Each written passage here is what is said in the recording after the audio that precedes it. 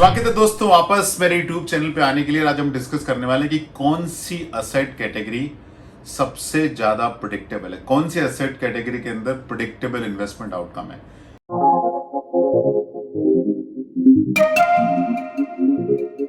FD है, gold है, real estate है, इक्विटीज है। और लोगों को लगता है इक्विटीज सबसे वोलेटाइल है, सबसे अनप्रिडिक्टेबल है। मेरे हिसाब से इक्विटी सबसे ज्यादा प्रिडिक्टेबल एसेट कैटेगरी है बाकी एसेट कैटेगरी के मुकाबले। तो सबसे पहले लेते हैं हम एफडी या पीपीएफ या कोई भी फिक्स रिटर्न इंस्ट्रूमेंट हो गया, टैक्स फ्री बॉन्ड हो गया, उनका इन्वेस्टमेंट आउटकम तो प्रिडिक्टेबल है, लेकिन काफी इंस्ट्रूमेंट में इनमें पैसा कंपाउंड नहीं होता है। अपने पैसे पे सबसे बड़ा रिस्क है इन्फ्लेशन का और एक्सपेंसेस, जो लाइफ स्टाइल के एक्सपेंसेस बढ़ते हैं उनका। आप हिस्टोरिकल डेटा देखो तो मालूम पड़ेगा कि तूर दाल, पेट्रोल और वीट का प्राइस 7.5 से 9%, 8.5 के बीच में कंपाउंड हुआ है करीब 30 साल के पीरियड के अंदर।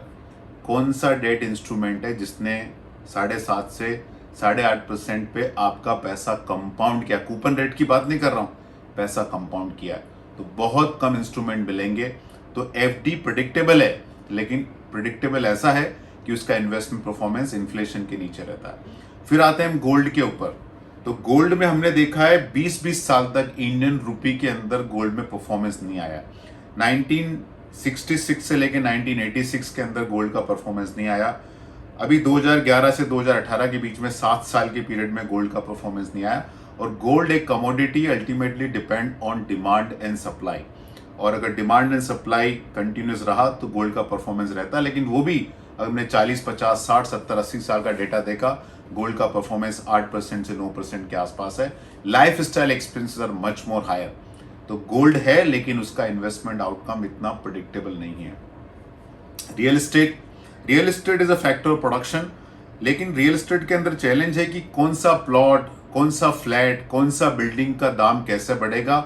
इट डिपेंड लॉट्स ऑन, एक तो उस पर्टिकुलर एरिया की ज्योग्राफी की इकोनॉमिक एक्टिविटीज पे, उस particular with in that particular state कौन से सिटी के अंदर, उस सिटी के अंदर कौन से एरिया में है, and subject to lots of challenges in real estate.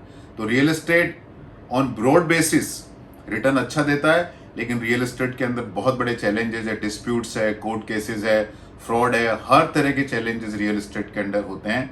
तो उस बात का जरूर ध्यान रखें। इक्विटी क्यों सबसे ज्यादा प्रेडिक्टेबल इन्वेस्टमेंट आउटकम है? इक्विटी इसलिए सबसे ज्यादा प्रेडिक्टेबल आउटकम है, प्रेडिक्टेबल असेट कैटेगरी है, क्योंकि इक्विटी के अंदर बहुत इंटरेस्टिंग चीज है अर्निंग्स। अगर किसी कंपनी का 100 रुपए का शेयर है और कंपनी का ईपीएस 2 रुपया है, तो कंपनी 50 के पी मल्टीपल पे अवेलेबल है। अभी कंपनी का दाम बिल्कुल नहीं बढ़ रहा, लेकिन 5 साल में कंपनी की अर्निंग 2 रुपया से 4 रुपया ईपीएस हो गया कंपनी का, तो कंपनी का पी मल्टीपल 50 से 25 हो गया। 10 साल बाद कंपनी की अर्निंग 8 रुपया हो गई, तो कंपनी का पी मल्टीपल 12.5 हो गया, मतलब 8% का डिविडेंड अर्निंग यील्ड पे स्टॉक अवेलेबल है। तो चाहे डिमांड आए चाहे नहीं आए, अर्निंग की वजह से असेट बहुत ज्यादा अट्रैक्टिव हो जाता है। और आपके पैसे पे सबसे बड़ा रिस्क है इन्फ्लेशन का। और इन्फ्लेशन क्या है कि चीजों के दाम बढ़ते हैं, जो चीजें हम कंज्यूम करते हैं। इक्विटी के अंदर नेचुरल हेज है, क्योंकि इक्विटी रिप्रेजेंट करता है कि जो चीजें हम कंज्यूम कर रहे हैं उन चीजों के मैन्युफैक्चरर के साथ हम बिजनेस ऑनर बन रहे हैं।